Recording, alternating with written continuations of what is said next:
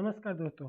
आज मैं विनोद कुमार फिर से आप लोग के सामने एक वीडियो लेके आया हूँ। क्योंकि बार-बार कमेंट में पूछा जा रहा है कि एक फॉर्म जो सर्वे हो रहा है बिहार में उसका फॉर्म कैसे भरें? बहुत सारी लोगों को दिक्कतें आ रही हैं कि कैसे भरें, कहाँ पर क्या भरना है? तो आज मैं उसी के रिगार्डिंग एक वीडियो लेके आया हूँ कि फॉर्म कैसे भरें? आज मैं आपको भरा हुआ फॉर्म दिखाऊँगा और बताऊँगा कि कैसे भरना है, कहाँ पर क्या नाम, कहाँ पर रैयत का नाम, बहुत सारे लोगों में कन्फ्यूजन है। तो आज मैं उसको दूर करूँगा और आपको बताऊँगा कैसे फॉर्म कहाँ पर क्या देना है, भरना है। तो चलिए वीडियो स्टार्ट करते हैं। तो जैसा कि आपके सामने स्क्रीन पे दिख रहा होगा, मान लीजिए कोई रैयत है, कोई आदमी है जिसका ज़मीन है, ठीक है? और ये जो प्रपत्र 2 है, आपको सबसे ऊपर ये देखिए फॉर्म में लिखा है प्रपत्र 2, दिख रहा है प्रपत्र 2? तो इसमें क्या है कि अगर मान लीजिए कोई ज़मीन है, किसी रैयत के नाम है, अगर वो जीवित है, जिसके नाम से ज़मीन है वो जीवित है, तो उस केस में क्या है आपको बस प्रपत्र ये 2 है, बस यही भर के देना होगा। और अगर प्रपत्र जैसे मान लीजिए जिसके नाम से ज़मीन है वो जीवित नहीं है, उनके वंशज जीवित है, उनके पोता-पोती जीवित है, बेटा है जीवित है, लेकिन जिनके नाम से ज़मीन है उनके उन वो जीवित नहीं है, तो उस केस में क्या करेंगे ये प्रपत्र 2 भी भर के देंगे। फिर प्रपत्र 3 आता है, 3 का एक आता है जिसको वंशावली कहते हैं, जो मैंने प्रीवियस वीडियो में बता रखा है कि कौन-कौन सा फॉर्म देना होता है। तो वो प्रपत्र 3 का एक भर के देंगे, इसके साथ में ही और एक और फॉर्म आता है उत्तराधिकार का, जो वंशावली के साथ में लगा रहता है, वो फॉर्म देंगे। तो ये वो 3 फॉर्म कब लगेगा जब जिसके नाम से ज़मीन है वो जीवित नहीं है। अगर मान लीजिए किसी रैयत के नाम से मान लीजिए मैं ही रैयत हूँ, मेरे पास भूमि है और मैं जीवित हूँ, तो मैं बस ये प्रपत्र 2 इसको भर के दूँगा अमीन साहब को, जो मेरे आपके मौजे के उनको यही भर के देना है और इसके साथ जो ज़मीन का कागज़ है जैसे केवाला का फ़ोटोकॉपी, रसीद का फ़ोटोकॉपी वो भर के देना है। तो आज मैं भर के आपको बताता हूँ, दिखाता हूँ कैसे भरना है। तो सबसे पहले आता है राजस्व ग्राम, जिस मौजे में रहते हैं उसका नाम, थाना नंबर, हल्का नंबर, पुलिस थाना, अंचल, जिला ये सब भर देंगे आप। उसके बाद आता है रैयत का नाम। रैयत के नाम में क्या आएगा? जिसके नाम से ज़मीन है, जिसके नाम से रसीद कट रहा है, जिनके नाम से केवाला है, जिनके नाम से ज़मीन है, उनका नाम आएगा। तो उनका नाम लिखेंगे, पूरा उनका नाम लिखेंगे जो रसीद पे दिया हुआ है, विद्याकांत झा और उनके पिताजी का नाम स्वर्गीय अनूप अनूप लाल। ठीक है? फिर आता है स्थायी पता। तो स्थायी पता में क्या देना है कि जैसे मान लीजिए जिस गाँव मौजे में आपका ज़मीन है, जिस गाँव में आपका ज़मीन है, उसमें आप रहते नहीं हैं, दूसरे गाँव में रहते हैं। तो जहाँ पर आप रहते हैं वहाँ का एड्रेस देना है। अगर जिस गाँव में ज़मीन है उसी में रहते हैं तो वहीं का देंगे, तब तो कोई दिक्कत नहीं होगा। बट अगर जिस गाँव में जो दूसरे गाँव में ज़मीन है और रहते दूसरे गाँव में, तो जहाँ रहते हैं वहाँ का नंबर देना ताकि आपसे कॉन्टैक्ट कर पाएँ। अब आता है खाता खेसरा। तो खाता खेसरा, खाता इसमें भरना होता है, इस ये जो 3 कॉलम दिख रहा है इसमें, और खेसरा भरना होता है ये 4 वाला जो कॉलम है इसमें। अब खाता खेसरा कैसे देखें? मैं आपको दिखा देता हूँ। ये मान लीजिए रसीद है, रसीद के पीछे जब आपको मैंने एक वीडियो है रसीद वाला उसमें बता रखा है कि रसीद में खाता खेसरा कैसे देखें।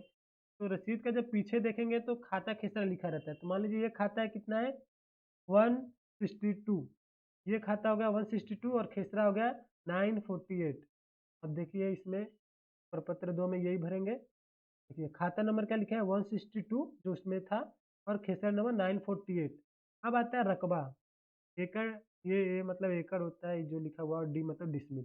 तो रकबा इसमें भरना होता है, जैसे उनका कितना रकबा था 4.68687 डिसमिल, तो इन्होंने रकबा भर दिया है।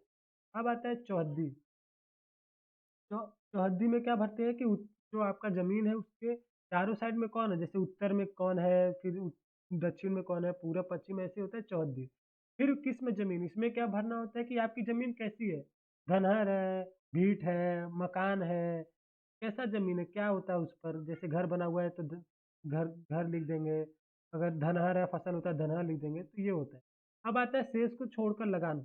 ये जो लोग भूल जाते हैं, गलतियाँ कर देते हैं। ये मैं आपको बताता हूँ रसीद में से कहाँ से देख के इसको भरना होता है।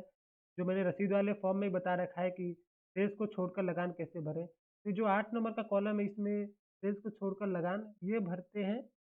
ये रसीद है ना, रसीद में जो ये सबसे ऊपर वाला आता है नकदी वाला, नकदी वाला जैसे 10 रुपए है, तो यही भरेंगे बस। ये 10 रुपए है, आप ध्यान से देख लीजिए, बस ये 10 ही रुपए में भरना होता है। तो शेष को छोड़कर लगान जैसे इन्होंने गलत भर दिया है तो इसमें 10 रुपये भराएगा।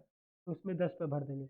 अब आता है जमाबंदी संख्या। जमाबंदी संख्या जो लिखा हुआ है वो कहाँ से देखेंगे? तो ये भी आपको रसीद में से मिल जाएगा, जो मैंने आपको रसीद वाले वीडियो में बता रखा है। किसी में यहाँ पर लिखा रहता है, किसी में यहाँ पर, तो इस वाले में यहाँ पर लिखा हुआ है। तो ये लिखा हुआ 1425, तो ये आपका जमाबंदी संख्या हो गया। तो यहाँ पर आपने जमाबंदी संख्या लिख दिया 1425। अब इसमें क्या करना है कि भूमि पर दावा का आधार तथा उत्तराधिकारी दान क्रय तो भूमि जो है, जो रैयत का जमीन है, वो किस टाइप से उसे मिला है? क्या उसने वो जमीन क्रय किया या खरीदा है, मतलब या उसे दान में मिला हुआ है या उसके पूर्वजों का था मिला हुआ है? तो अगर उसने जमीन खरीदा है तो यहाँ इस कॉलम में बस क्रय लिख देना है।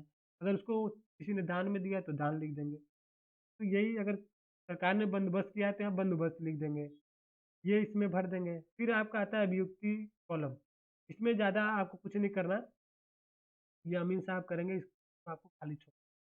फिर उसके बाद इसमें आता है स्थान, जो आपका स्थान है, जहाँ जगह है आपका, गांव मौजा, वहाँ का नाम भर देना है। फिर तिथि। उसके बाद यहाँ पर देखिए लिखा है रैयत का हस्ताक्षर, अंगूठे का निशान, मोबाइल नंबर एवं आधार नंबर।